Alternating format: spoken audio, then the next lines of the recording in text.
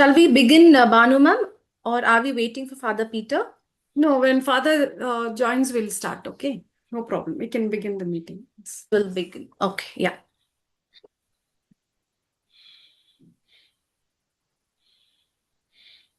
Good morning, good afternoon, and good evening to everyone joining us across the different time zones. A warm welcome to the final day of the Global Inclusion Summit 2025. Today marks an important milestone as we gather for the valedictory program centered on the theme Future of Global Inclusion, Reflections and Commitments. This theme invites us to look beyond discussions and envision the actions, responsibilities, and promises we carry forward as a global community. The future of inclusion is not just an idea, it is a commitment we must build together through education, leadership, and shared humanity. Thank you all for joining us today for this meaningful closing session. Before we begin, a brief recap of day 3. Yesterday, day 3 focused on education and global inclusion, reminding us that learning becomes powerful only when it embraces diversity and accessibility. Our guest of honor, Ms. Bhavana Mahadev, highlighted how human rights, legal education, and equity based policies shape inclusive educational systems. Our resource person, Mr. Pradeep, in a session on why global inclusion is the key to progress, reminded us that talent is universal but opportunity is not. And inclusive learning is essential for a just future.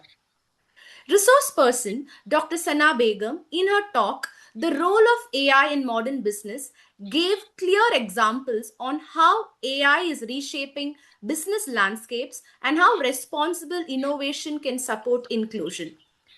Day 3 reaffirmed that education is not merely a system, it is a promise of equality, empowerment, and progress.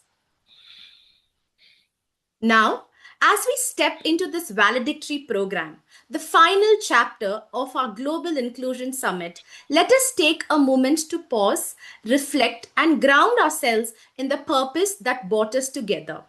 Over the past days, we have shared knowledge, perspectives, and hopes for a more inclusive world. Today is not an ending, but a beginning, a moment to transform reflections into commitment.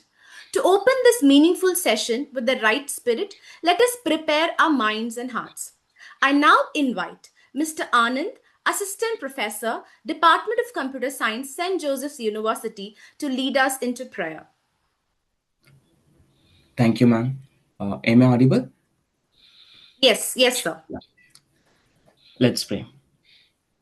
Most gracious and compassionate our Heavenly Father, we want to thank you for this wonderful time. Thank you for this gathering, Lord. We gathered in your name, Lord.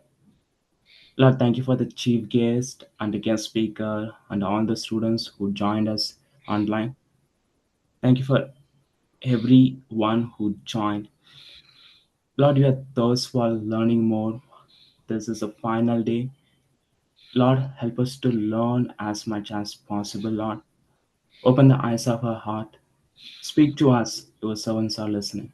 In Jesus' holy and matchless name I pray. Amen. Thank you, sir. Leadership is about making others better as a result of your presence. And today, we are fortunate to have one such leader among us, Dr. Regina Matthias, Pro Vice Chancellor, St. Joseph's University, whose presence, guidance, and vision continue to inspire and uplift everyone around her. I now invite Dr. Regina to deliver the valedictory address. Over you to ma'am. We have to unmute. All right. Honorable guests, respected dignitaries, educators, leaders, and my dear global family. As we come together for the Global Inclusion Summit 2025, We gather on a platform strengthened by courage, fueled by dreams, and uplifted by the unstoppable human spirit. Today reminds us of a simple yet powerful truth: hope has no borders and humanity has no labels. I think for all these days, you must have heard about people, and then also they spoke about the struggle which the people with disability have to go through. But we are celebrating now our 10th year of the Right for the People with the Disability Act, which was already passed in 2016 in December in Parliament. But still, one of our students, or one of our who's a student and he's a RTI activist, asked for the number, the PWDs who are eligible to vote, but the election commission refused. So, and his title was, "Is these people really matter for the country?" Now, I think you all have heard about it, but then when we say these people are not really mattered, I really wonder what is the fate of our women who are with these conditions. So even when the world pushes them down, across the globe, millions of women begin each day facing unequal opportunities, unequal pay, and unequal respect. And yet, every single day they rise. They rise in villages where young girls walk miles just to read a single chapter. They rise in bustling cities where women balance families, careers, and expectations that never seem to end. These women are not victims, they are warriors. Among them, the strength of differently abled women shines even brighter because their journey demands not only skills and talent but extraordinary courage and resilience. Ability is not defined by limbs or senses. Ability lives in the heart. Ability lives in the mind. Ability lives in the determination. I think of the differently abled student from my own institution who topped her university using only a screen reader and unshakable willpower. I think of the women in a wheelchair who became a national level coder because the world of technology opened doors instead of building stairs. Their stories are not stories of sympathy, they are stories of remarkable human strength. And how we play a role in the universities. Universities, which are architects of learning pathways. Universities must grow beyond being institutions of education. They must become bridges, bridges for those who were never allowed to cross. Imagine universities that offer multilingual courses for displaced learners, provide sign language interpretation in every classroom, build digital platforms compatible with every assistive device, send offline learning kits to refugee camps, create scholarship exclusively for differently abled and refugee women, train faculty to teach with compassion, not just content. Education must not be limited by walls, wires, or Wi Fi's. It must reach every mind hungry to learn. And how the governments play an important role here, which are the guardians of equality. Governments hold the pen that writes the future. If policies are inclusive, the nation becomes inclusive. They must ensure schools equipped with the ramps, tactile floors, and accessible toilets. National exams should be available in braille, audio, and digital formats. Flexible identity systems so refugees can study even without documents. Community childcare centers so women do not drop out. Free assistive devices for differently abled youth. Digital literacy program for women who never had the opportunity. A nation is truly developed not when skyscrapers rise, but when every citizen rises. So, my dear friends, this summit is not just a gathering of leaders, it is a gathering of hearts that refuse to ignore injustice, a gathering of minds determined to build a better world, a gathering of souls who know that inclusion is not an act of kindness, it is an act of justice. The future we must all build together.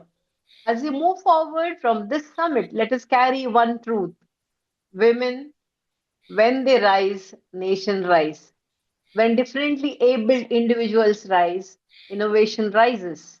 When refugees rise, humanity rises.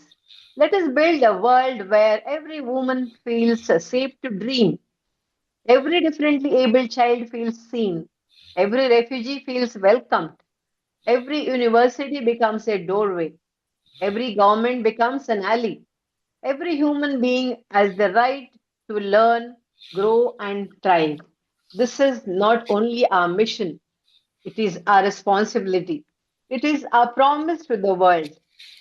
Now, in the context of Indian situation, India speaks passionately about women's empowerment.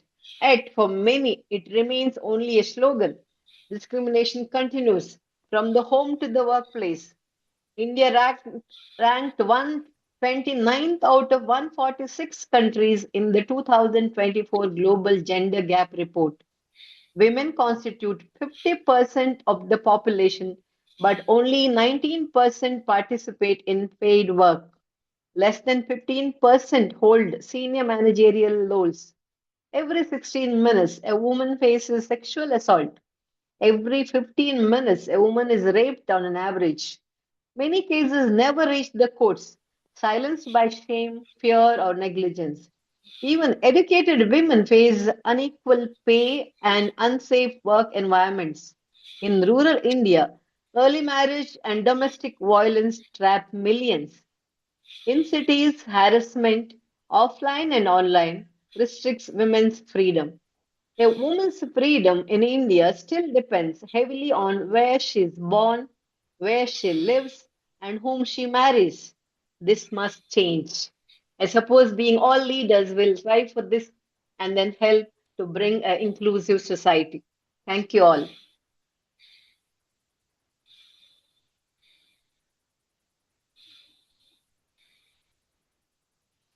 Thank you, Regina ma'am, for those inspiring words.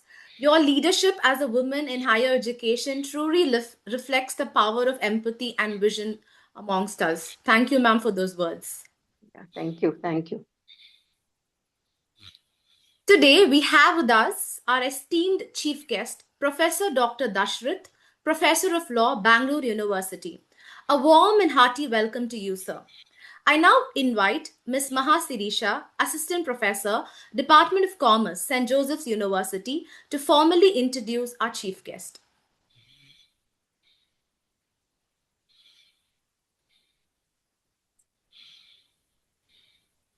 Professor Dr. N. Dasharath, Principal, University Law College and Department of Studies in Law. He is an alumnus of Bangalore University. He has specialization in labor law and has put in 30 years of teaching experience. He was awarded PhD, study relating to persons with disabilities, keeping in view human rights and labor law perspective from Indian Law Institute, deemed Central University, New Delhi. He has published more than 70 articles, reviews in different law journals.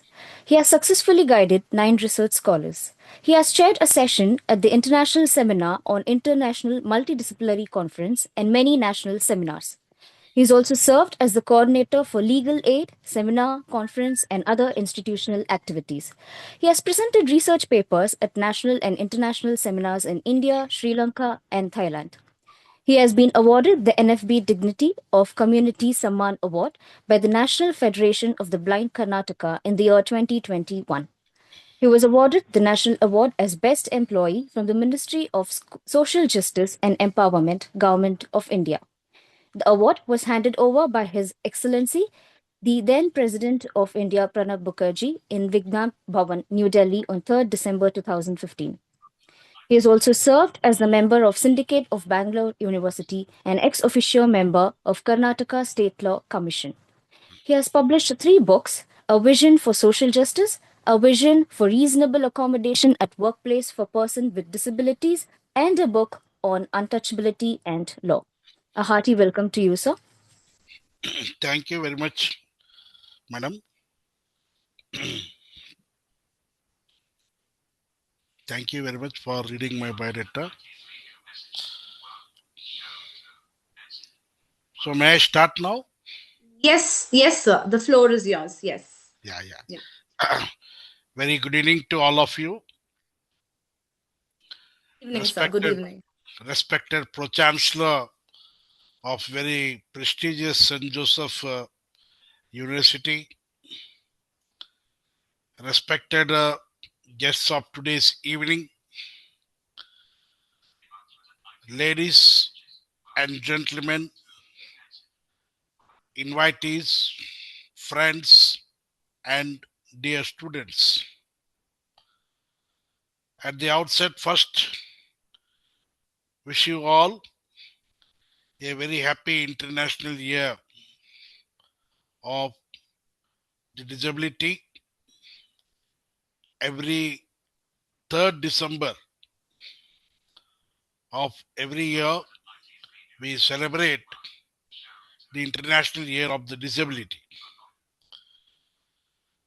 So it is a proud day for me, a grand opportunity for me for having been invited me to deliver my thoughts on my community, my family, the persons with disabilities. A very interesting sessions have been completed from past 3 days. Very meaningful and very practical, useful information has been given by the experts who have involved in different sessions of this program. Dear friends, the rights of the person with disabilities was enacted in 2016. Sorry.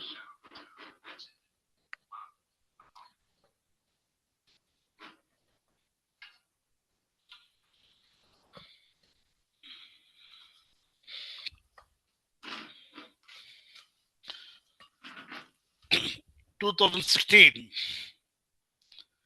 and the act really comes into force as soon as when the rules are framed by the state government.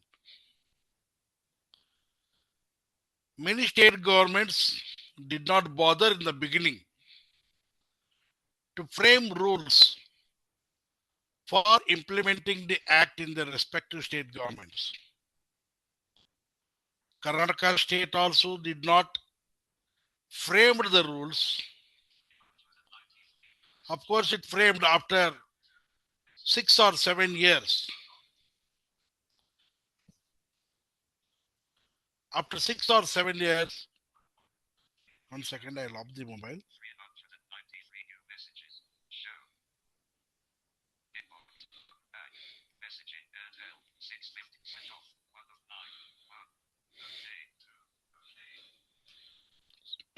So the Karnataka state government framed the rules lately. I was also one of the member in the committee for framing the rules. By then, the government of Andhra Pradesh, Kerala, Chhattisgarh, and all had framed the rules. When the act was enacted in 2016 and the rules are framed thereafter lately, the act remains in a cold storage in the state because of no formulation of rules for implementing the same. Secondly, disability is a state subject. Just if you look at the data as to how many states have enacted the state law for person with disabilities. I think not even a single state has come forward to enact a law for the state without any repugnancy to the law that is enacted by the parliament. Why I say this? Because every state has a very different set of geographical conditions, educational situations, language, and so on. Our Indian society is a diverse society. So, depending upon this diversity, the laws, the rules are to be enacted and formulated. Be it be as it is. So, we have enacted the Rights of Persons with Disabilities Act 2016 on the basis of international,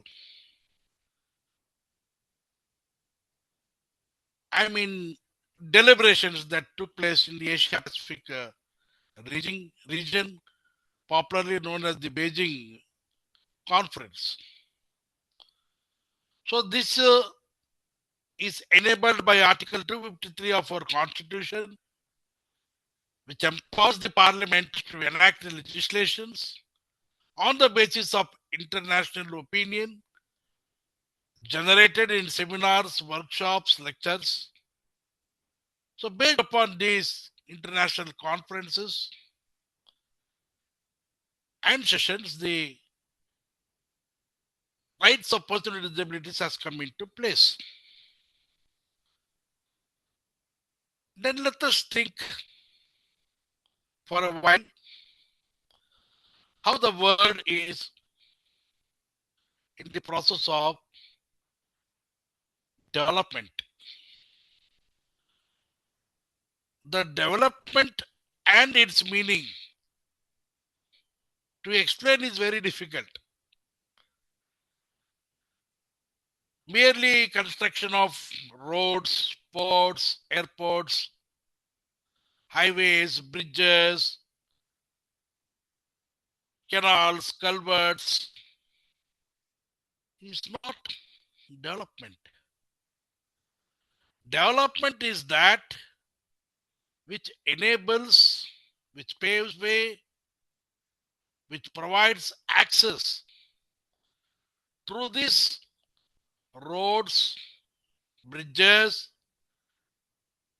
and so on to the institutions of learning and to the places of work. Mere highways,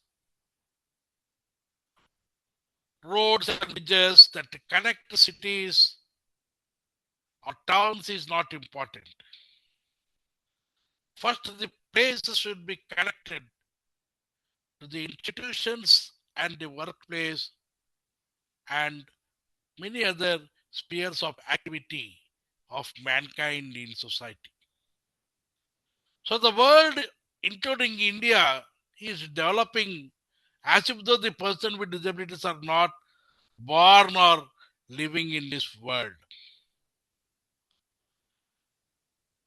You know, the act contains a provision, very laudable provision.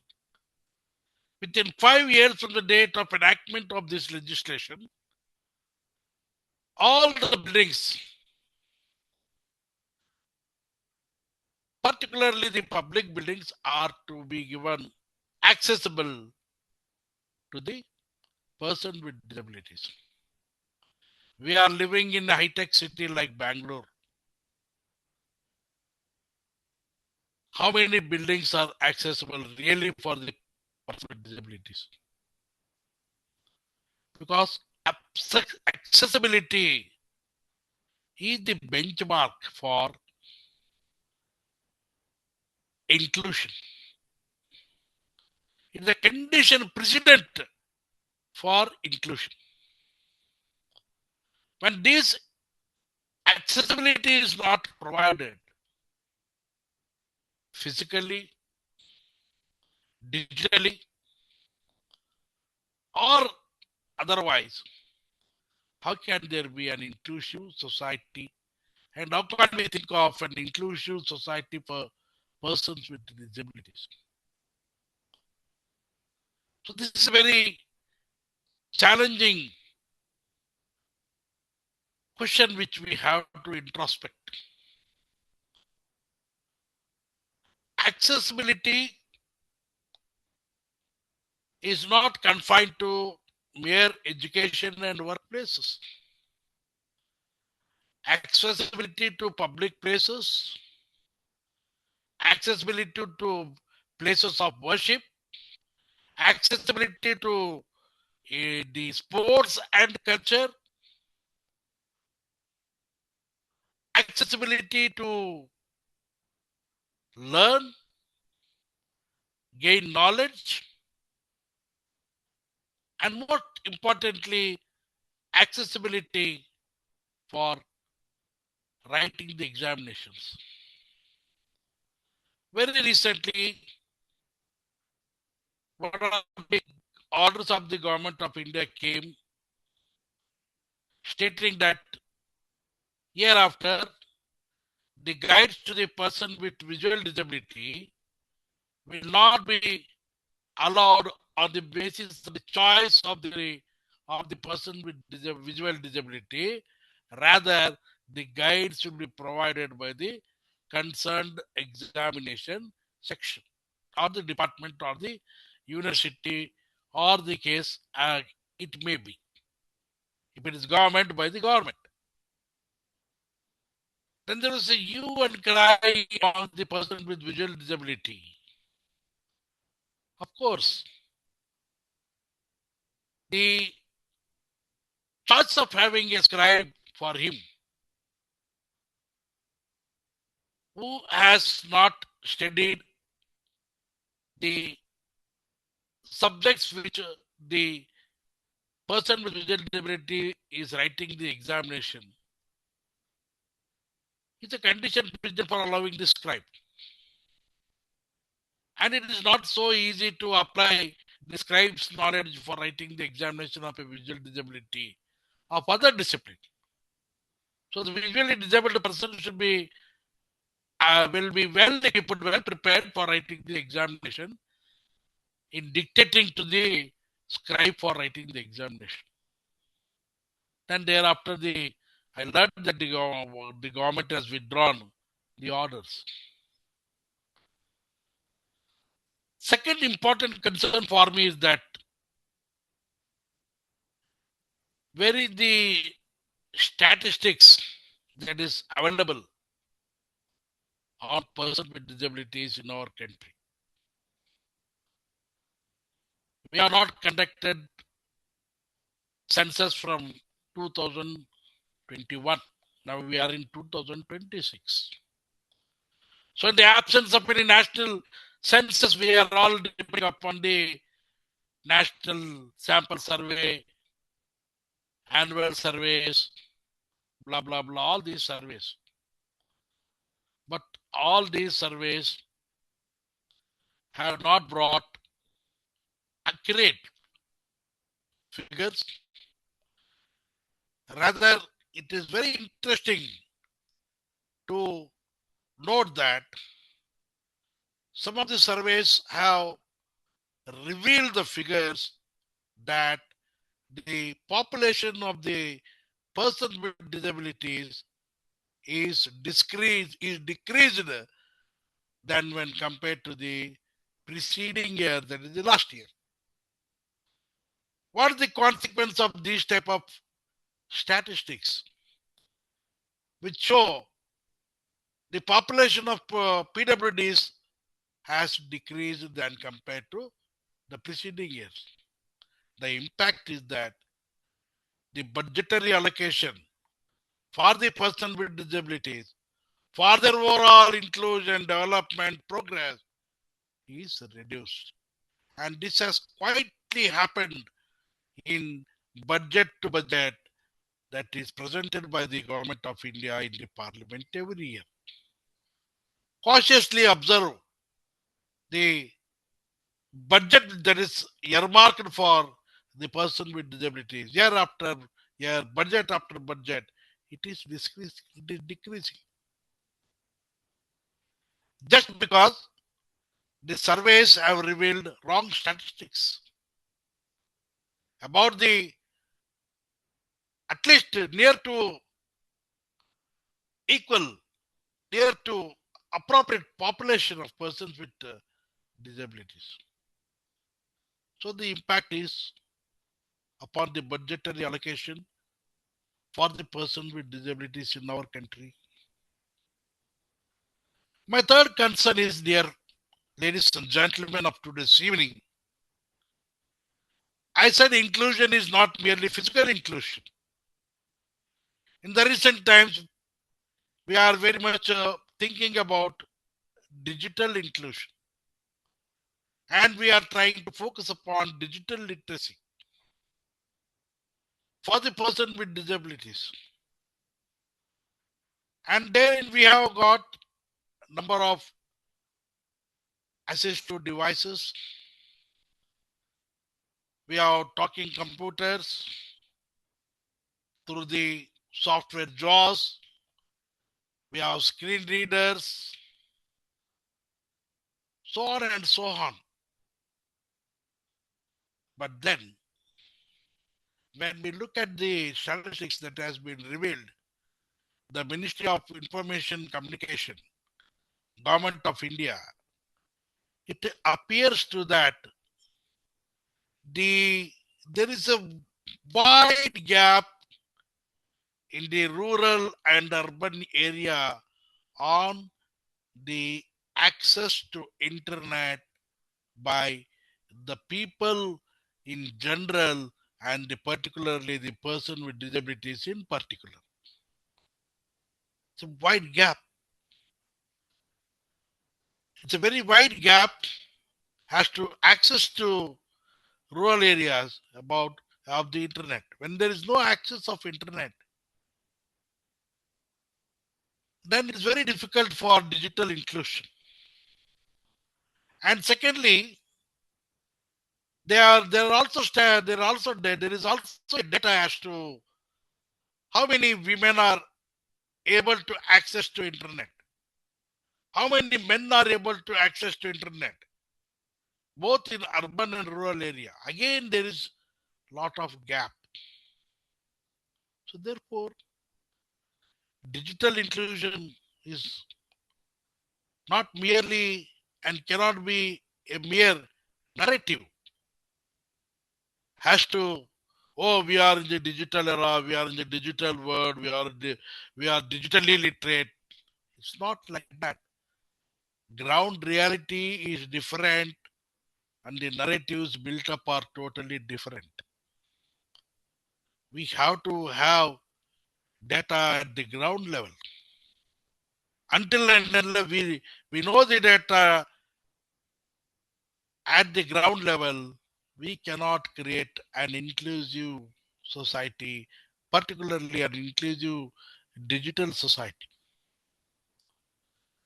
My fourth concern is regarding providing assistive devices for the persons with disabilities. Is there any policy at the government level for giving some sort of tax incentives for the companies that manufacture these assistive devices for the person with disabilities? Of course, there are incentives given by the government. I cannot rule it out. But then these incentives are not enough. The incentives should be more and more so that the assistive devices are produced and are accessible in a very less expensive, easily operatable, and easily accessible for the persons with disabilities. That will, in a larger way, help for inclusion of persons with disabilities. I don't know the time allotment which has been allotted to me, dear organizers. Can I just go ahead for 2 or 3 minutes? Am I Sure, audible? sir. Yes, Huh? sir. Sure, Yeah, sir. yeah. You can. Now, let us come to the judicial response. How the judiciary is in the favor of the person with disabilities inclusion. How many judicial decisions are there insisting the governments at the center and state level which have given directions after directions for making public buildings accessible, failing to provide that building accessible? Is there any judgment that has imposed a huge cost upon the upon the government? So here the governments just wash up their hands that there is no budget. In my own college, which I am studying, ladies and gentlemen, I don't mind if my university feels bad, but this is a fact. I'm fighting for the ramp, at least a railing. My building is with full of steps. From down to library, if you see, nobody will go to library for studies. The library is in such a high peak with full of steps, right from the down step to the last step into the library. I'm fighting for past 11 months, 11 years, written letters, and I've gone to court to get a direction. But again, that is not a solution for me here because, you know, the consequences are different here. As a employee, but then with great patience, now they have taken up a decision to construct at least a railing for the people with disabilities, for the women with disabilities, for the women in general who are, uh, I mean, carrying, otherwise pregnant, and the women who are suffering with knee pain. So at least they have come forward to construct the railing, and there is a road which connects from the first step to up to the library. I have requested them to construct the ramp on the roadside of that uh, roadside so that the wheelchair users can use that ramp. See, ours is a university under the government, under the Karnataka state government, funded by the UGC also, partly funded by the state government also, and with the resources generated by your own universities. So many times the inspection team comes from UGC, from NAC, and so on, so on, so on. But then all the teams are visiting teams are helpless. They make only recommendation and compliance is not followed up. So it is my example in my own building. There are so many examples which I can give. So accessibility is a very important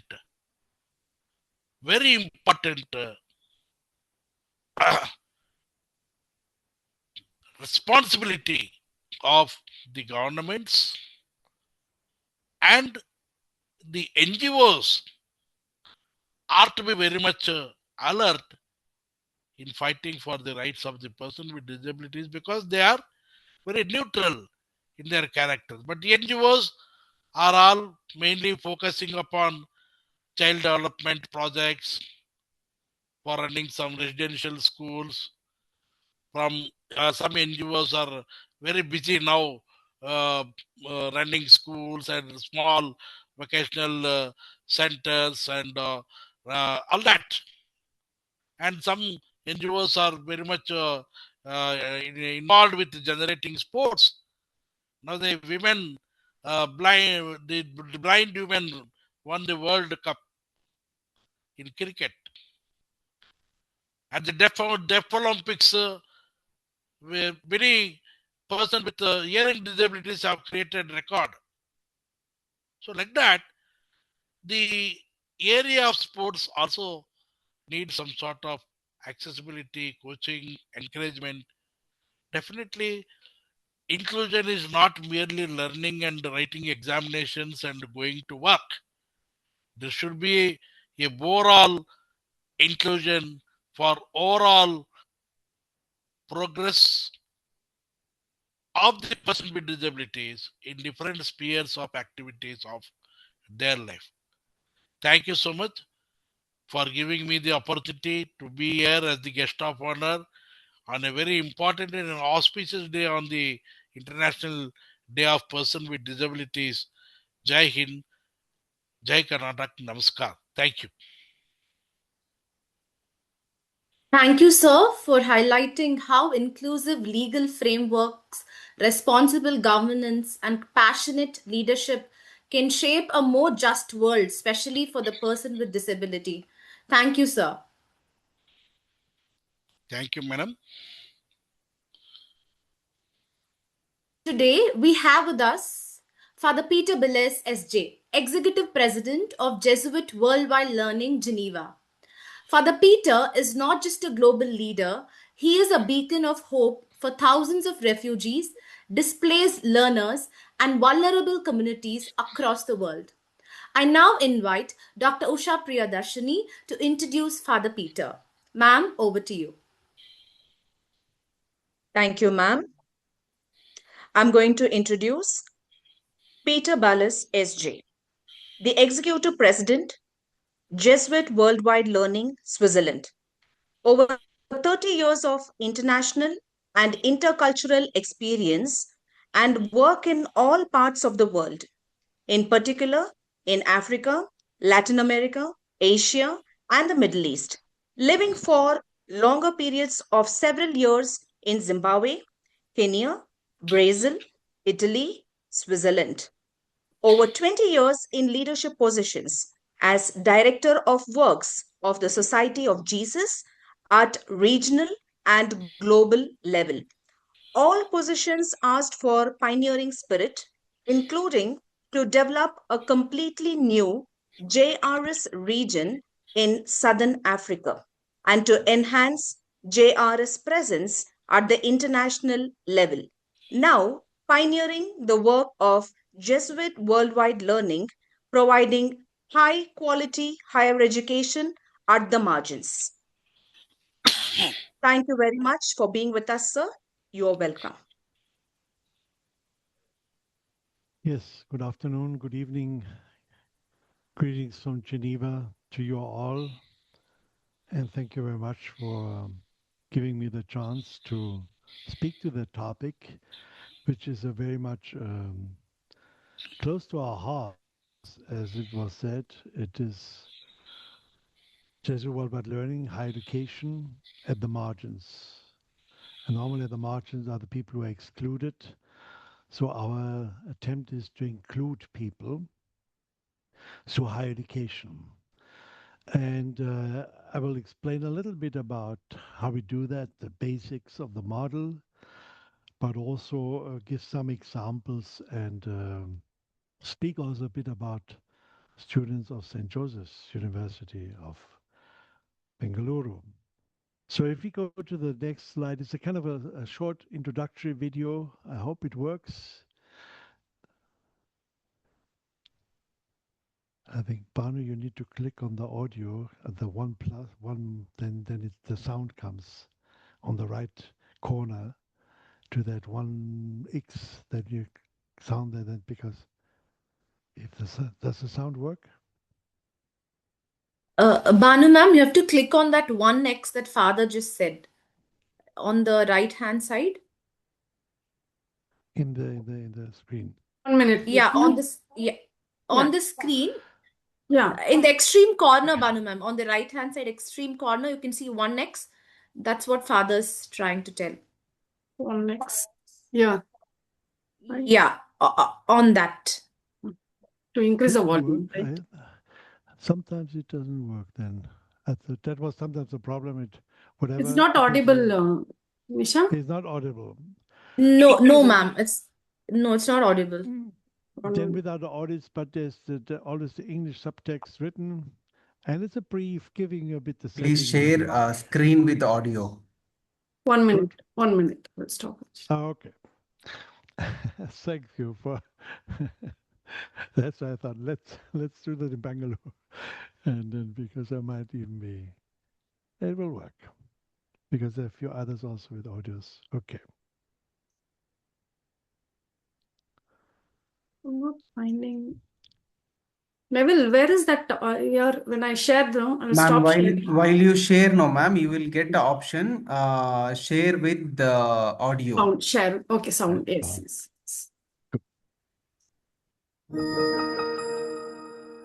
Yes, it's working now. If you cannot take the refugees to the universities, at least you can bring the universities to the refugee camp. Jesuit Worldwide Learning collaborates with universities to offer accredited academic programs. I think that as father told that I have increased plus symbol, right? Speed. Speed, yes. I'll make it normal. That's the wrong button, yes. If you cannot take the refugees to the universities, at least you can bring the universities to the refugee camp. Still, it's fast? It's okay. Yeah, maybe put it 1, then it'd be 1, okay. 1x. Yeah. Okay, now we are there. Will work also for the other videos, so it's worth. If you cannot take the refugees to the universities, at least you can bring the universities to the refugee camp.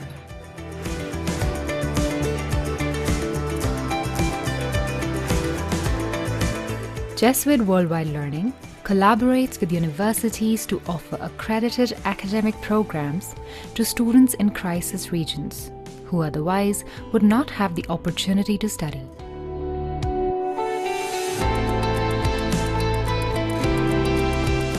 What motivates me to pursue this cause is because I have passion to support the community.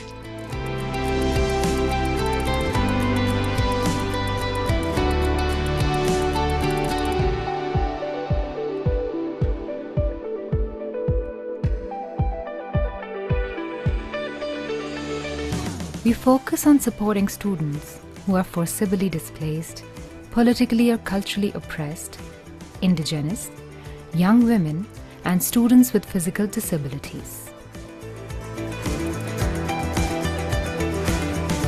Education is the force that can rebuild our futures.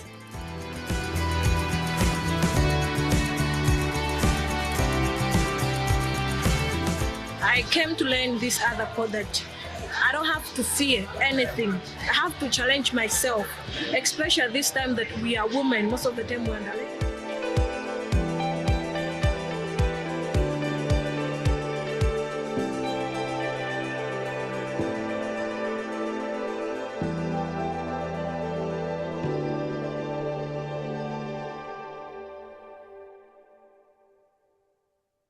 Yeah, thank you very much. Let's look at the next slide, the global picture.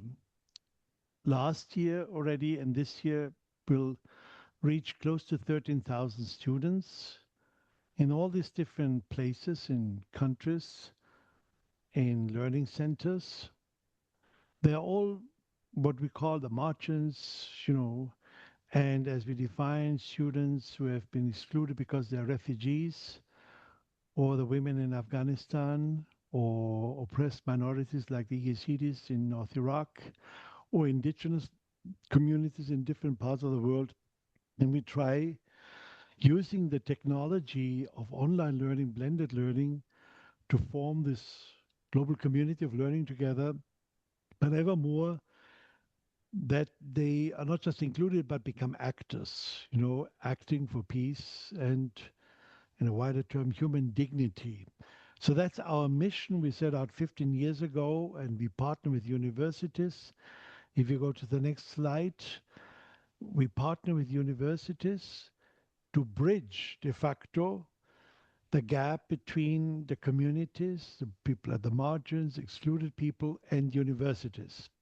And you can see among this group of partner universities also St. Joseph's University in Bengaluru as the host university of this webinar. And we are very pleased. And the model is very simple. Universities have the know-how, the knowledge, the faculties, the accreditation. Very important. People at the margins do not have that, but they can organize themselves. They're the students, there's a talent. Our work as Jesuit Worldwide Learning is to bridge that, to be the part in between the platform. That is very important. We build with the universities the courses. Through our platform, we reach out to these communities, and they and students study on the platform, but they are always students of that accrediting university. So if we go just to look at the students of St. Joseph's University, formerly St. Joseph's College, slide 5, please.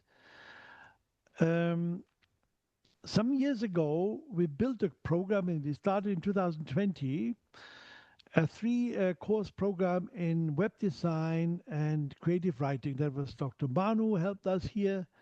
And then we added another program, accounting, business administration. The program was very successful. We added it to a 5-course, 1-year certificate.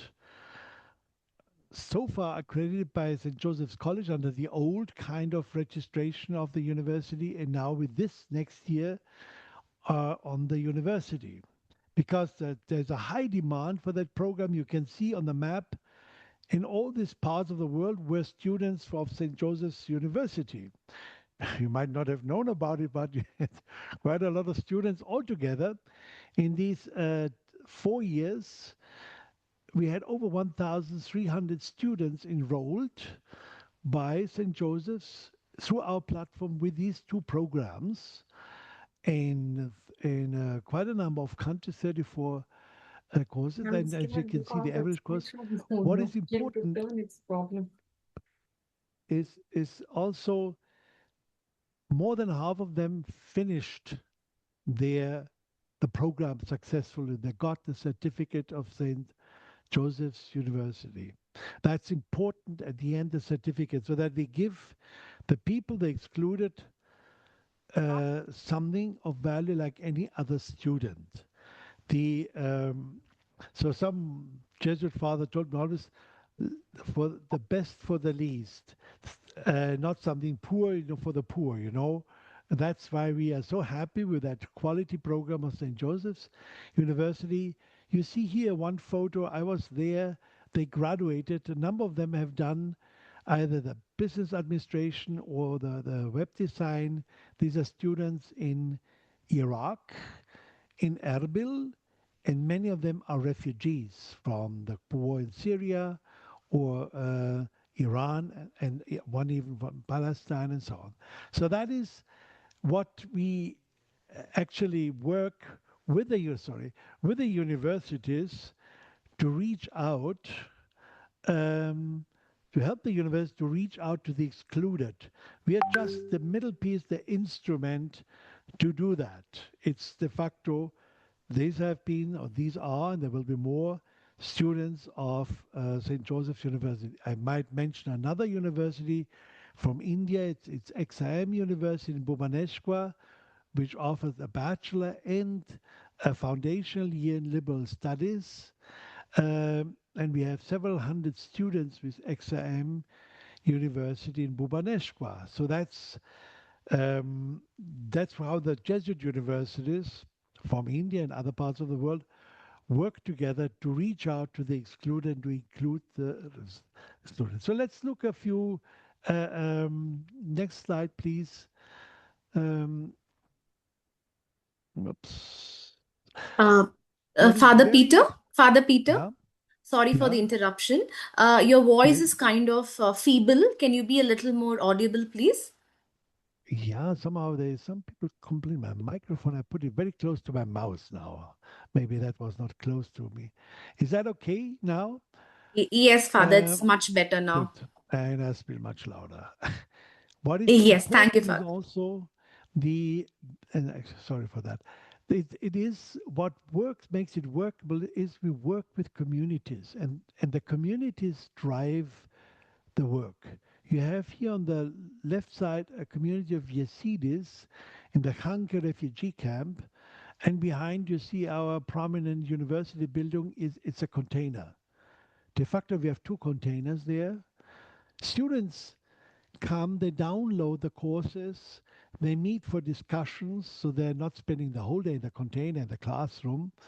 But that's where the meeting place is. That's the minimum infrastructure we need. On the right-hand photo, you see in Afghanistan, the girls in the village in Bamiyan, they meet in the houses. Now they have to study undercover. Then down there in the left, it's a Maasai community in the game park in the south of Kenya. They asked for that program. We said, okay, you set up your learning center, you the computer, the internet, you coordinate it. We deliver cost-free this higher education program. And then you have some girls who do the bachelor, graduates by now of the Bachelor of Sustainable Development with Exam University in Sri Lanka in Hatton Tea Gardens. Next slide, please. So community is extremely important. Gives you a bit of an idea.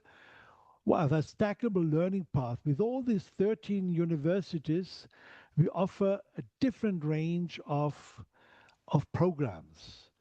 We start out with English. For many, we have over 10,000 students in English. For many, English is in itself a job training and a qualification. They need just good English in order to do the next step. We started now to introduce, and with a pilot in Afghanistan, we'll roll it out mathematics so that we also can build a science program. So that's the foundation. And then we have courses, what we call in the international standardization, it's level 5, short cycle tertiary education programs. You can see the different programs. It also includes the creative writing, web design, and business administration of St. Joseph's. Then other programs with more academic orientation. Foundational year in liberal studies, and then what I mentioned, the bachelor in liberal studies, in sustainable development, and then also bachelor in general studies and focus on cybersecurity with St. Louis University.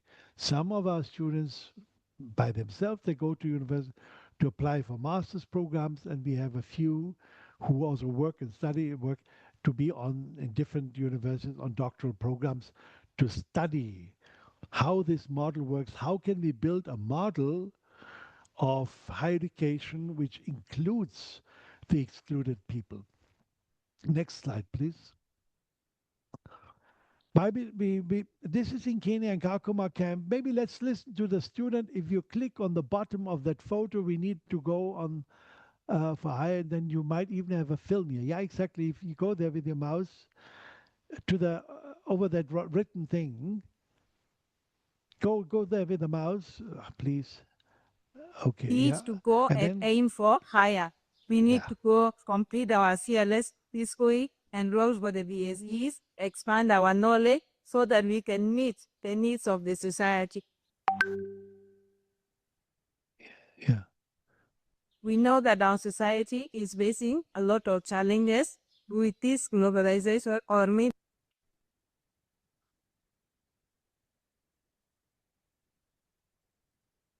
the civilization that can happen. We come to know that Kakuma is still behind in terms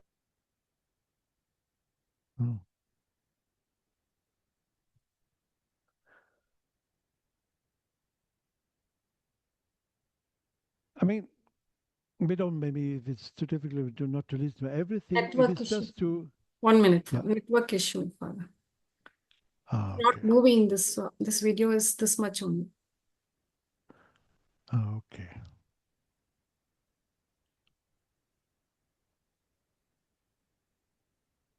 It's just to give an example of students at the margins who are normally excluded, like this girl from South Sudan living in a refugee camp in the north of Kakuma in Kenya, that the access to higher education and now to the bachelor. She's a student of XIM University. What it does to them, how they become leaders, and leaders for their de facto excluded communities, because not always individuals, but it's a whole range of students. Left, right and down, you see a photo of graduation of bachelor students of XIM University in that refugee camp. Father Joshi on the left hand, in the golden academic dress, handed over the bachelor degrees. I think we can go to the next slide just to give you examples. Then also including the excluded. Maybe you try to click on Rosario on the left hand and maybe that works better. ¿Qué estás haciendo ahora con lo que has aprendido en el curso de ecoturismo? Pues bien, los conocimientos que adquirí en el proceso me permitieron dar a conocer a mi familia y amigos la importancia del ecoturismo. ¿Por qué es importante? ¿Y en qué aspectos influye? Económico, cultural, social. Quiero destacar estos 3 aspectos, ya que el tema económico es importante porque ayuda en la producción de trabajo y en el desarrollo del país.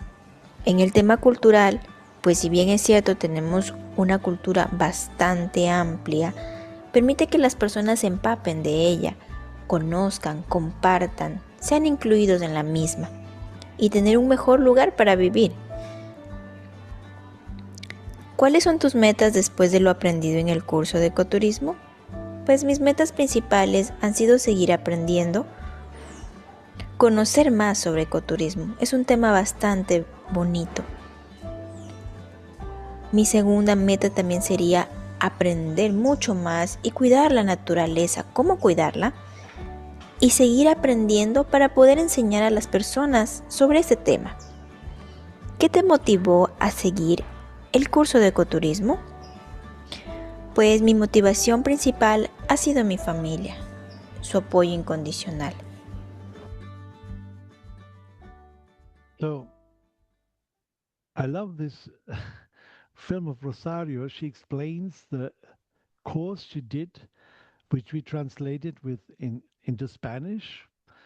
And she was a regular student of the Javariana together with her colleague. You see the photo down there, the 2 ladies with their mothers, proud of their daughters. Both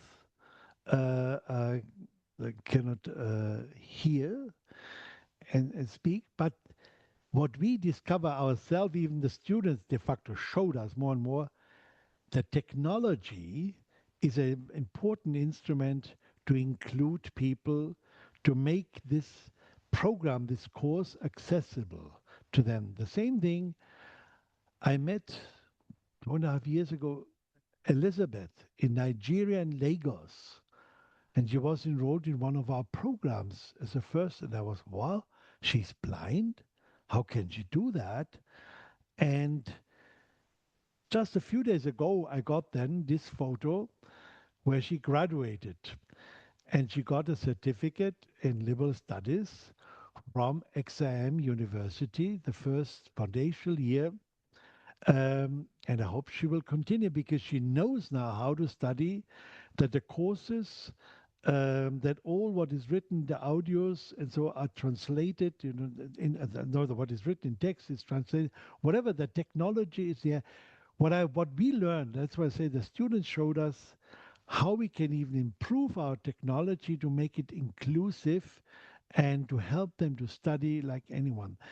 Rosario in Ecuador, she will be now in that school, which is the Fe Alegria school of the Jesuits, where they have all this group of deaf students, children, youngsters, to become a facilitator, to help her colleagues, the same situation of hearing impairity to study, and that's the.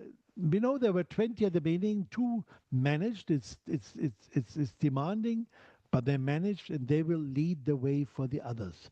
That's how what we learned, as I said before, with the communities, the students, the graduates themselves of excluded community are the ones then to lead others. We can go to the next slide.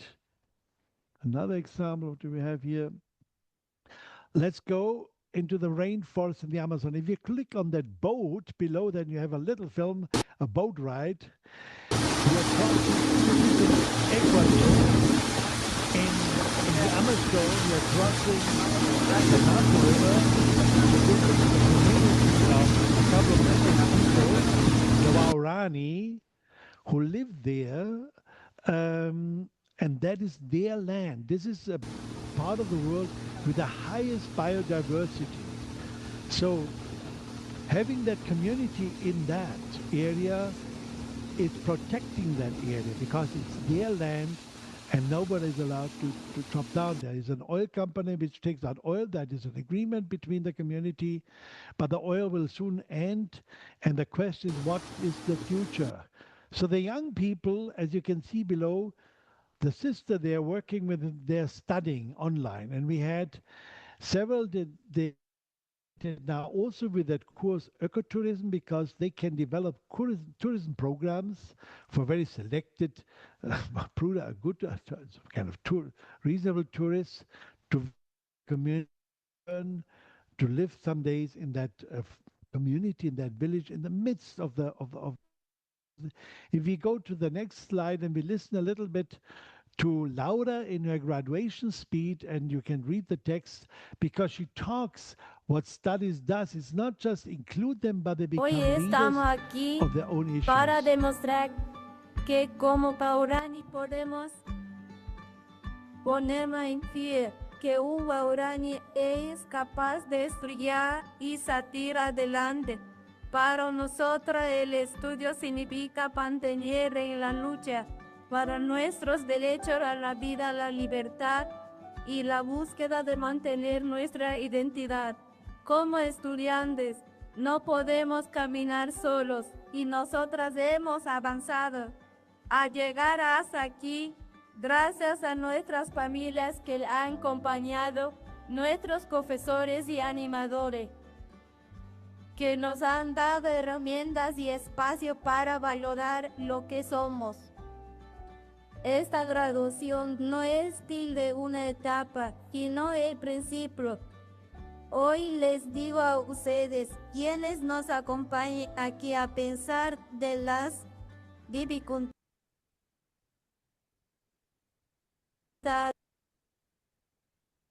anudado en mi corazón. Sueño que un día esta comunidad dedicada tengan más profesionales que amen su identidad y juntos a los mejoremos para bien el futuro. Sueño que nuestros hijos sigan aprendiendo nuestra lengua, nuestra cultura, nuestra tradición. Hoy tengo un sueño que un día caminemos unidos juntos, luchamos por nuestro territorio.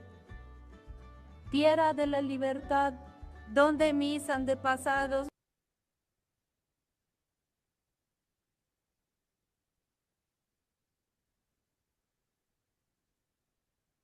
que todas las casas guaraní se canten la libertad, la alegría y el orgullo de ser guaraní.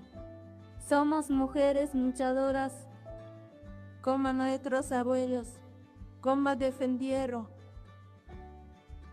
Y tenemos que mantener firme y demostrar quiénes somos. So, Laura and her three colleagues who finished that ecotourism course with Javariana and Kali, and there was a delegation there from the Javariana for the graduation in September. She got immediately online study place in an indigenous university in Quito, and the important thing is they stay in their community. Whatever they learn, they will invest in the community. It's not they're not being taken away, alienated by the mainstream culture, but they learn what helps them and they apply. We do another jump to go to North Iraq. I spoke about the minorities, the Yazidis who were suffered a genocide in 2014. And we have here two of our students in the traditional dress when they go to the sanctuary, the temple, or whatever. The holy shrine of the Yazidis in Lalesh in North Iraq.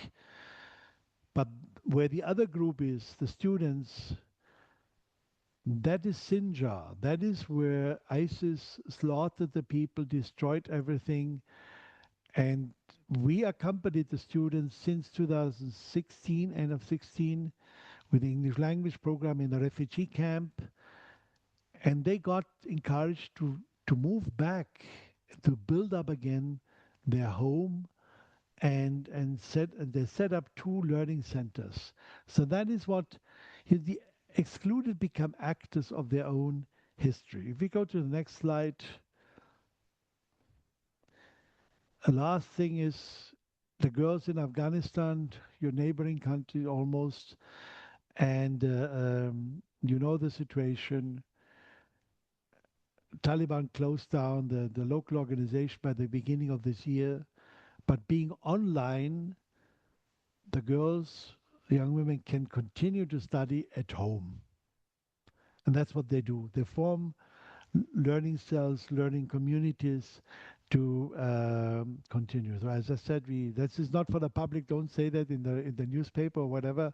The Taliban should not know, but there are many who study, and their resilience, it is impressive and very encouraging. So we hope that also quite a number of them are students of XIM University, others hopefully with the new opening of the two courses with St. Joseph's University, and we are having now a conversation with St. Aloysius University in Mangalore to also to involve them. So we work on a growing number of Jesuit universities in South Asia to contribute to this great service at the margins. I think we can go to the last slide, which is then Q&A questions, isn't it? And the end of my presentation. One more click. Okay, thank you very much. I'm not sure if there's space for questions and answers, or we just move on. And I just thank you, and I thank in particular St. Joseph's University, XIM, for your great contribution and be very reliable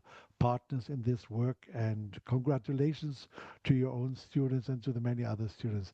Thank you so much. Thank you, Father Peter, for your message on JWL's vision of collaboration, hope, and shared responsibility in extending higher education to the margins. Thank you for sharing those real testimonials. They beautifully illustrated the life changing impact of education on their lives. Thank you for that. Dear participants, we now move on into the question and answer segment. So participants may share their questions in the chat box or unmute to ask your questions directly to the resource person.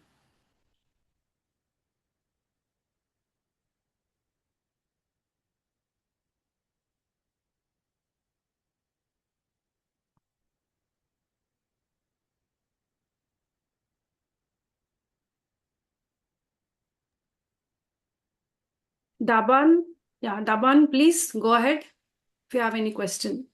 Yeah, I'm from Iraq, Suleimania. So first of all, thanks for all organizer to organize this great inclusion summit. I'm really grateful about this. My question for the one who are concerned about it, we know that we are learning from JWL, and it is the time to make our action. So we have already built some proposal, some young people in KRI, Kurdistan region of Iraq. So how JWL or any others people can make this proposal to action?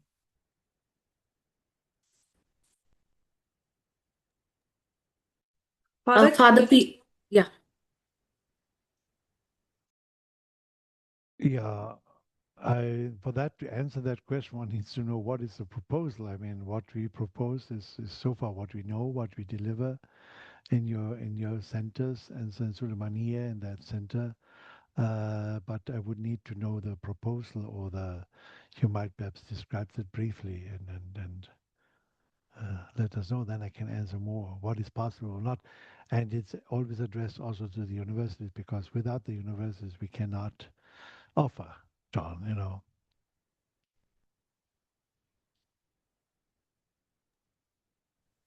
Hope Aman understood. Yeah, thank you very much. It's I totally agree with him, and thank you very much. Yeah, next is George Jamal. You have raised the hand. Yeah, thank you for giving me this opportunity to speak. My name is George Jamal from Kenya, Turkana West Kakuma refugee camp. I heard Professor Regina mentioning that refugees should be able to access education free and easily. However, education system vary gently from one country to another, which often creates barriers for refugees who are wishing to pursue further studies. I kindly ask what plan or strategic are in place to address those differences in education system so that refugees can continue to further their education without those challenges.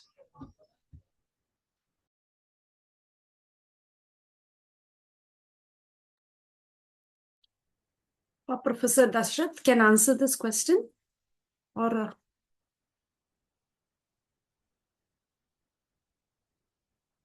sir, you're muted, sir. Kindly unmute, sir.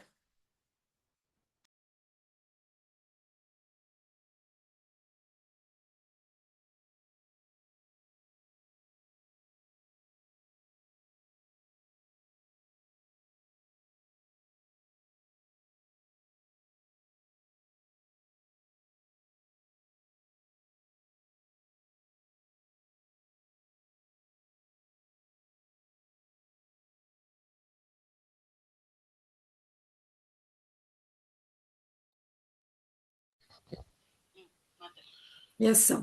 Am I audible now? Yes, sir. Yes, Sorry, sir. sorry, Perfect. sir. Yeah, what the information the questioner wants, just can you repeat the question, please? Yes, George Jamal.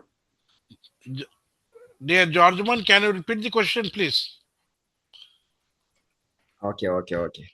Yeah, please. My question is that I heard Professor Regina Matthias mentioning that refugees should be able to access education free and easily.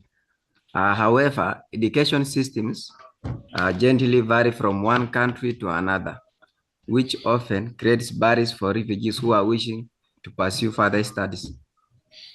My question is, what are plans or strategic that are going to be put in place in order to address those education systems so that refugees can continue to pursue their education without those challenges? Yeah, very good question you have posed, Mr. Questioner. Is very nice. See, Dr. Madam Regina, intention of providing education very accessible, if not free, accessible for the person with disability simply means that education provides for us not only to learn how to lead a life, but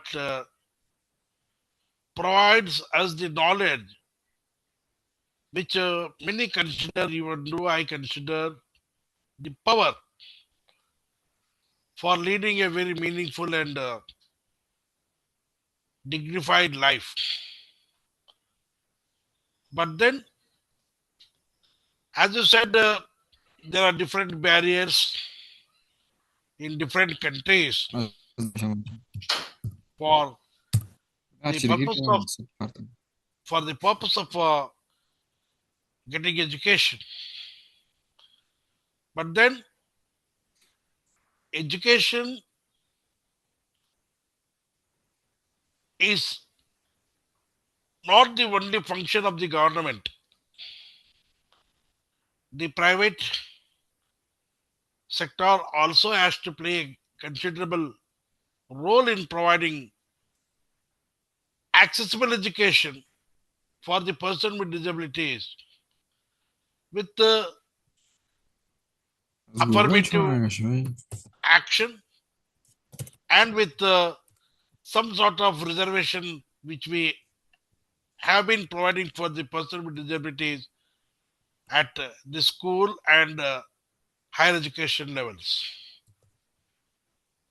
We reserve some seats up to in Karnataka. We reserve 5% of the seats for person with disabilities in colleges and institutions of higher learning, and we provide some sort of scholarships for the students who, due to their economic disability, are unable to have access to education.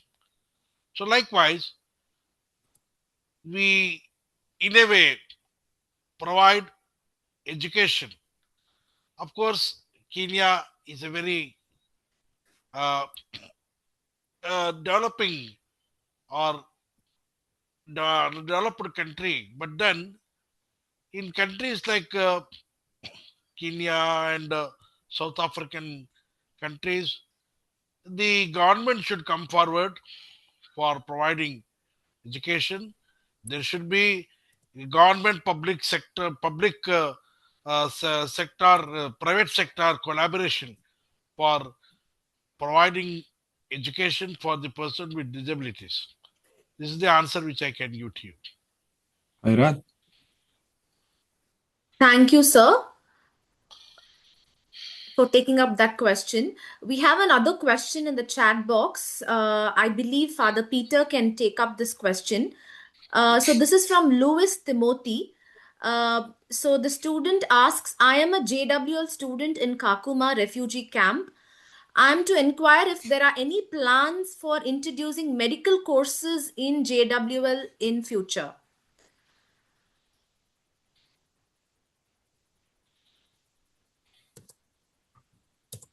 Father Peter, are you there?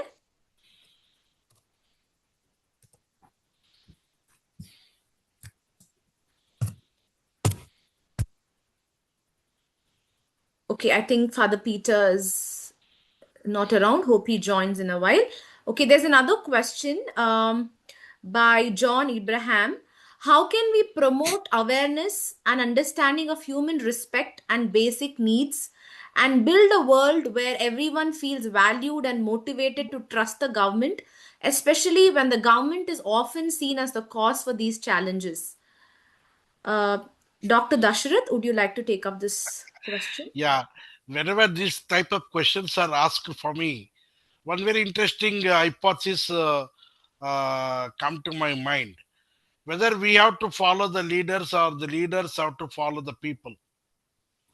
In the present day, uh, in the present day, the situation is that uh, bringing awareness by the government for the inclusion, empowerment of the person with disabilities is, of course, laudable.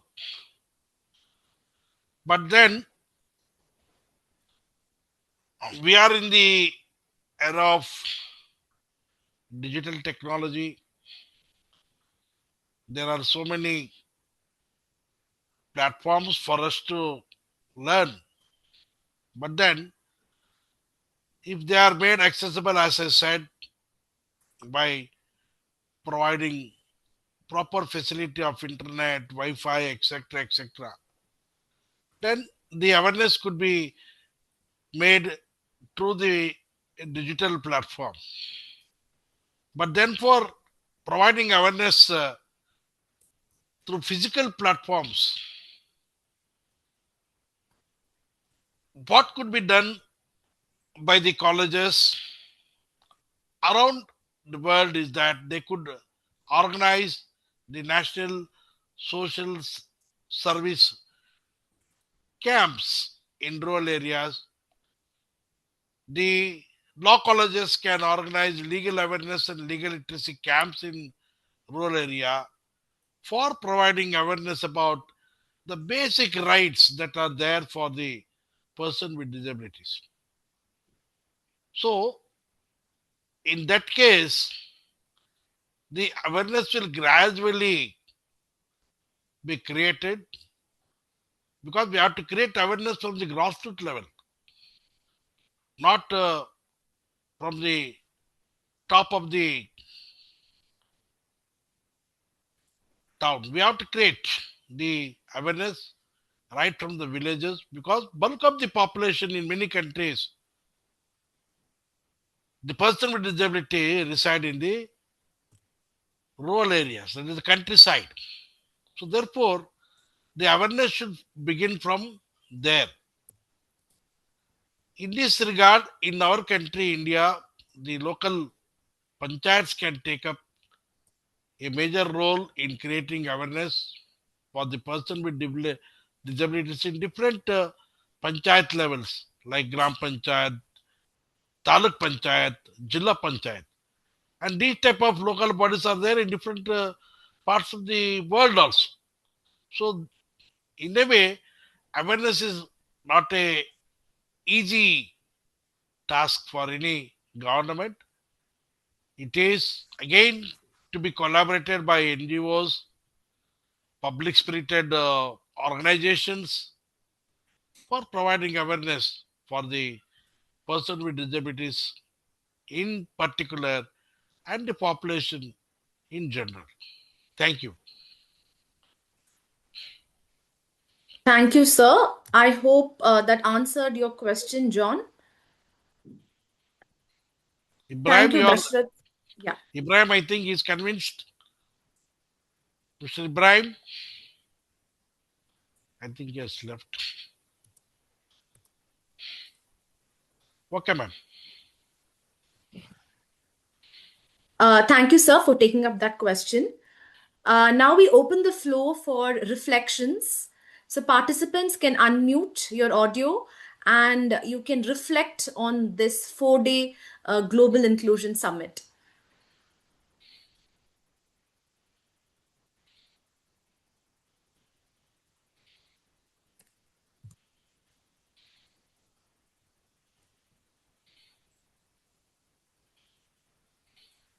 I can see Daban has raised his hand. Yes, Daban, you can unmute.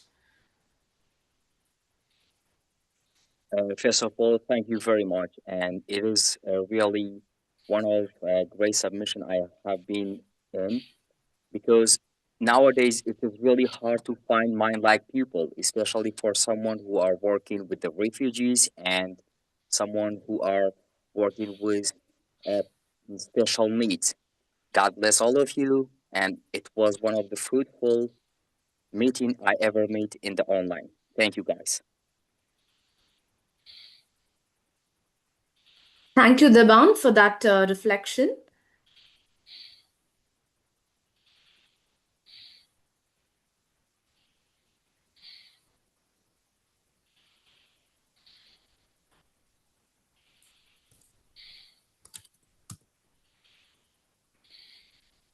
I can see Ramzani has raised his hand. You can unmute and speak.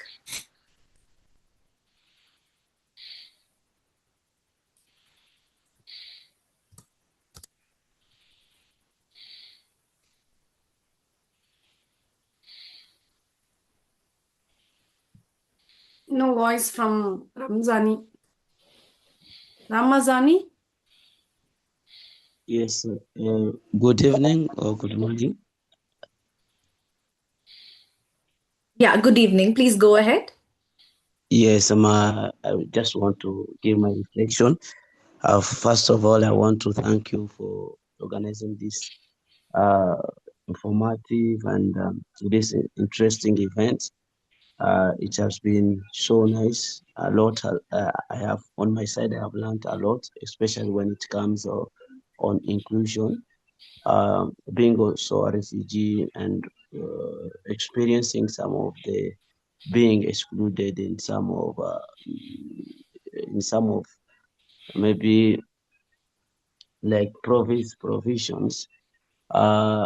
This is not only for people with disabilities, even for refugees are being excluded in some cases. For example, you find those countries that are hosting refugees, you find that refugees are being sometimes excluded, or the policies of the countries are not inclusive, whereby you find that refugees becomes more vulnerable in those countries in terms of service provision, and also in terms of educations. You find that people who are coming from francophone countries and are fled in a anglophone country, you find that sometimes they get hard to get admitted to different schools, universities, and so on. So I think through this summit, a lot of have been covered, and we are now going to be at the front line, maybe advocating for policies that are inclusive, that include both refugees and people with disability to be included in in I mean that when it comes to educations, when it comes to service provision, when it comes to decision making, that nobody should be left behind, that everyone should be included. Yeah, thank you so much. Thank you, Ramzani, for that reflection. Thank you. So I don't think so. Yes, please go ahead. Yes, thank you very much. Olivia. So this is Amos. Yes, Amos, go ahead. Yes, this is Amos from all the way from Mozambique in Southern Africa. So, I mean, the summit has been fruitful and has been eye-opener from the day one when we heard about inclusion and the introduction to say that it's not only for some, it's responsibility of all of us, not only for the government or for some people, no, but if it's a responsibility of all of us to say we have to build a society that is inclusive, being in the education, being in the health sector, all those what sectors, all those areas of the society should be built in the sense that it will be inclusive. And yesterday we also talked about AI in the business, how AI is affecting people in the business, and we also heard that we have to do everything to ensure that even when we are using AI tools, we are not excluding other people. And it is a system that we have to build from here onwards. So it has been a very fruitful day, and also seeing what Father Peter was presenting. I mean, those are just the fruits of this part of this system that we are trying to build, that inclusive society. So all in all, I thank you for organizing this summit, and all the best to all of you. Thank you very much. I'm so grateful for having that opportunity to participate. Thank you. Thank you. Thank you, Amos, for that reflection. It truly motivates us to do more like this. Thank you for that. We have one last reflection that we can hear from is Olivia. You've raised your hand. You can go ahead. Hello, everyone. Good evening from Myanmar. I am Olivia Balka Kaur Sharma, and I would love to say thanks to the faculty members and those who ever helped this program to be exist and meaningful. And I would love to say thanks to each and individual of the participants. And since this is the Global Inclusion Summit, I would love to expand a little bit about the inclusion in that case. I've learned a lot, and especially today, I don't recall the name, I'm sorry, but ma'am has mentioned about the disabled people's, the inclusions of the disabled, the people with disabilities, and that is great. And lots of things I've learned, like especially from the sharings of the student side as well, and literally they were meaningful for me. And one more thing is that being the leaders, being the learning facilitator, we also should warmly welcome to all of the communities. No one should be left out there in the world, especially to the newly comers like the LGBTQIA plus communities. We should never exclude them from our mission and like vision as well, because they are also human beings. And I believe not only the women empowerment, not only the feminism, masculinity, and like rather I would love to say focusing on the human empowerment would be the best thing here. So I would love to be here as the voice of the oppressed people, and I am here to represent every people. As a human being, I'm here to say that we should always welcome.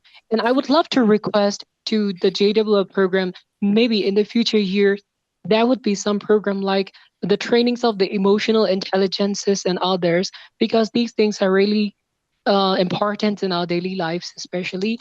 It is on emotional intelligence. It is based on the emotional intelligence. Like it depends on the emotional intelligence whether we could perform well or not. So it is not only for the educational purposes, but also for the leadership aspect as well. In that case, I would love to remind, especially towards me and all the others as well.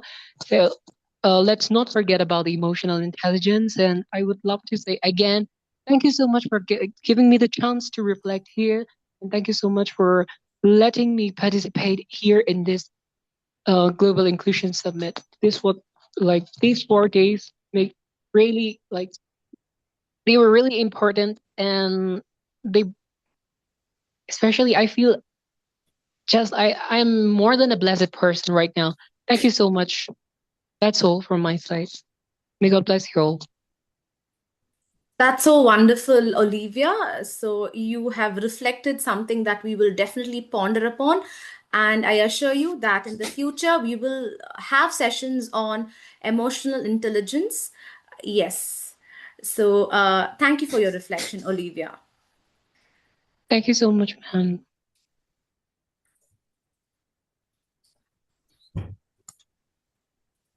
As we come to the end, we truly appreciate the questions posed and reflection shared by the participants. They added depth, sincerity, and meaning to this gathering. As we come to the close of this 4-day Global Inclusion Summit, I stand here virtually with a heart full of gratitude and hope. Over the past few days, we have crossed boundaries of geography, time zones, disciplines, and cultures. Yet, we came together as one global learning community. This summit has shown us that inclusion is not just an idea we speak about, it is a value we live, practice, and pass on.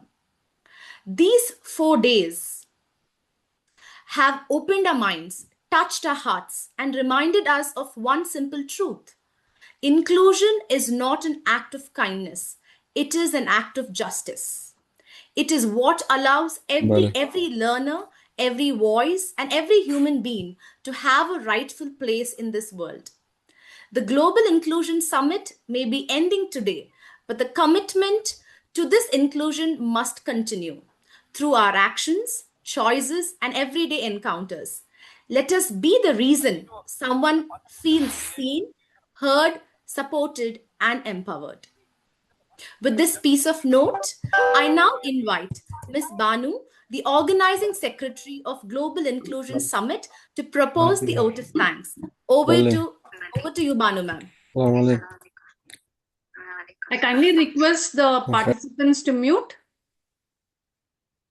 Yeah, thank you so much. Respected Chief Guest, honorable dignitaries, esteemed speakers, resource persons for all these 4 days, SJU officials, global participants, gentlemen and ladies. As we come to the conclusion of this remarkable journey, the Global Inclusion Summit 2025, it is my immense privilege to propose the vote of thanks on behalf of St. Joseph University. Today marks the final day of a summit that has not only enlightened us, but has also united us in purpose, compassion, and hope. First and foremost, our heartfelt gratitude goes to the management and officials of St. Joseph University. University mission, vision, support, and belief in inclusive education made this entire 4-day international summit possible. University leadership reminds us that institution grows strong not by infrastructure alone, but by the values they stand for. We, on behalf of the organizers, extend our deepest appreciation to our honorable chief guest, Professor Dr. Dashrath, for gracing this occasion with wisdom and inspiring message. Sir, your words have reinforced our commitment to build a world where every voice matters and every life is valued. A special thank to our distinguished guest speaker, Father Peter Bales, JS, Executive President, JWL. Father, your insight and experience have enriched this summit beyond measure. Father, you helped us understanding inclusion not just as a concept, but as a daily responsibility. From disability right, refuge empowerment, gender equality, policy frameworks, to global learning pathways, each session opened our eyes a little wider and strengthened our heart a little deeper. Special thanks to our Pro Vice Chancellor, Dr. Regina Matthias, for enlightening us about women empowerment and major challenges faced by women, and also about how governments are involved in education and can motivate and initiate in bridging the gaps by implementing appropriate framework. Thanks to our global participants joining us from different countries, cultures, and time zones.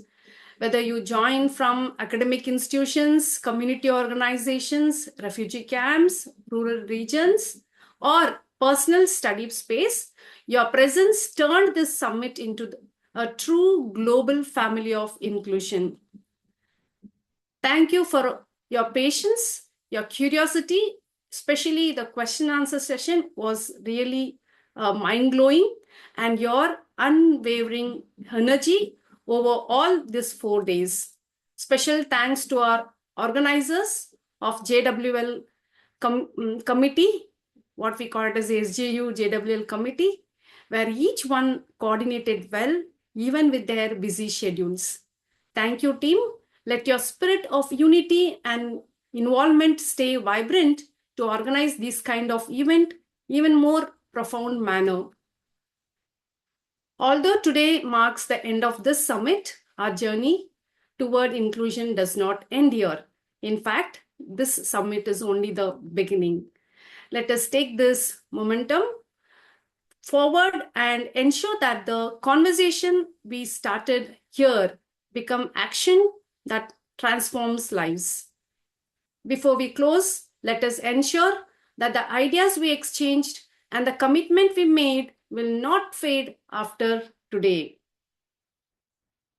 Let us stay connected as collaborators, as researchers, as educators, and even as an activist, most importantly, as champions of global inclusion. The summit may end, but our mission is continuous.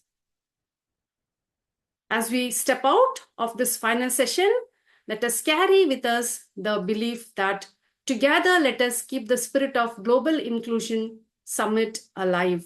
Through every workshops we plan, every seminar we host, every voice we lift, and every life we touch. Once again, heartfelt thanks to everyone who contributed to the success of the Global Inclusion Summit 2025. Thank you for your presence, your passion, and your partnership.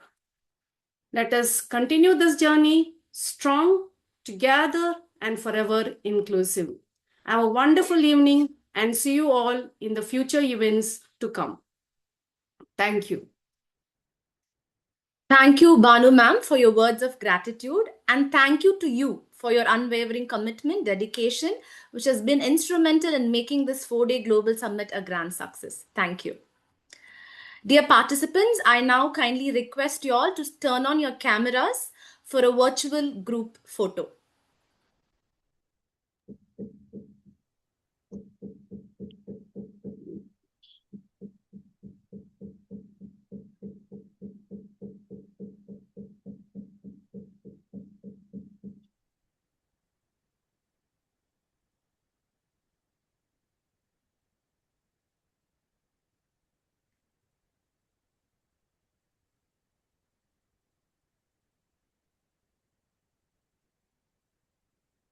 Neville, you can let us know once it's done.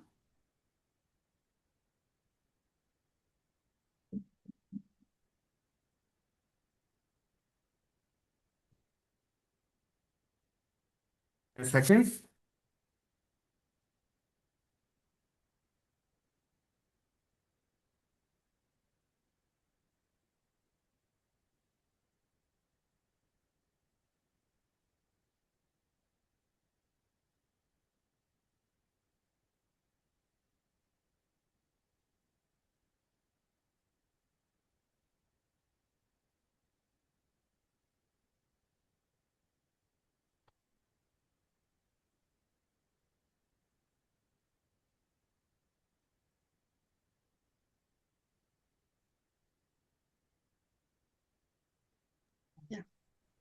Thank you. So thank you, sir, Dashrath sir, for your presence and for your valuable words here. Thank you very much. Hope we continue to